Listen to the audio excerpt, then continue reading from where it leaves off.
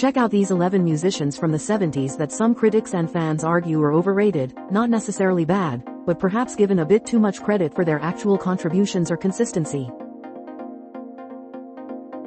Few bands embodied theatrical rock like Queen. Their massive hits like Bohemian Rhapsody, We Will Rock You, Another One Bites the Dust are practically pop culture institutions.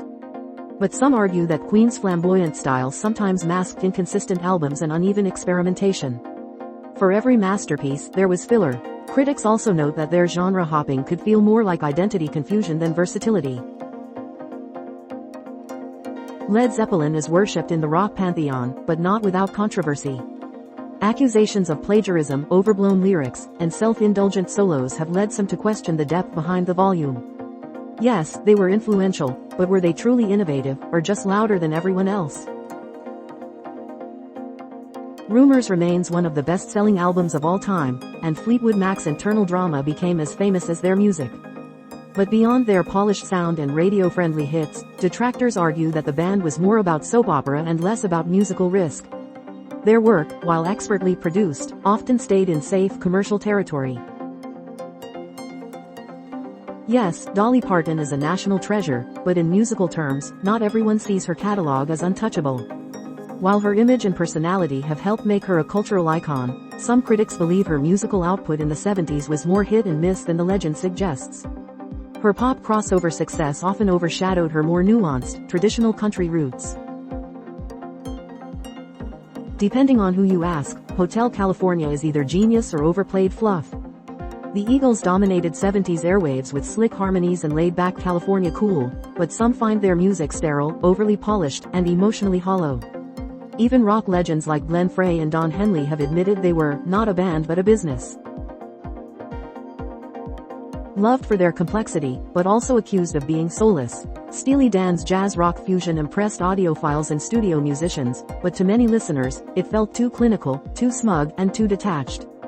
Were they pushing musical boundaries or just showing off? A revolutionary figure and global icon, but some argue that Marley's myth has outgrown the music. While undeniably important, critics say his more political, spiritual, and experimental sides are often overlooked in favor of a simplified, feel-good image. His contributions to reggae were huge, but many artists within the genre saw less recognition for equal or greater innovation. Al Green's smooth voice is legendary, but some feel his 70s catalog lacks the depth of his soul peers like Marvin Gaye or Curtis Mayfield. His songs were often romantic and accessible, but rarely ventured into the grittier or more daring territories of the soul revolution happening at the time. Prog rock giants are medieval minstrels with flutes and overly complex ideas. Jethro Tull's eclectic mix of folk, hard rock, and classical influences drew a devoted fanbase, but to many, it felt like a gimmick stretched too far. Their infamous Grammy win over Metallica in 1989 only reignited debates about their actual musical weight. The godfather of soul is undeniably influential, but his 1970s work was often erratic. Brown released a dizzying number of albums, many of which lacked focus. Behind the iconic hits and stage energy, some critics point out the repetitiveness in structure and theme, and a noticeable dip in innovation as the decade went on. No band better represents style over substance than Kiss. Their look, branding, and merchandising empire changed the music business, but musically, they rarely impressed critics. While beloved by fans for their live shows and anthemic choruses, Kiss's actual songwriting and musicianship have long been debated. Critics call it derivative and cartoonish. Even Gene Simmons has admitted the band wasn't exactly about the music.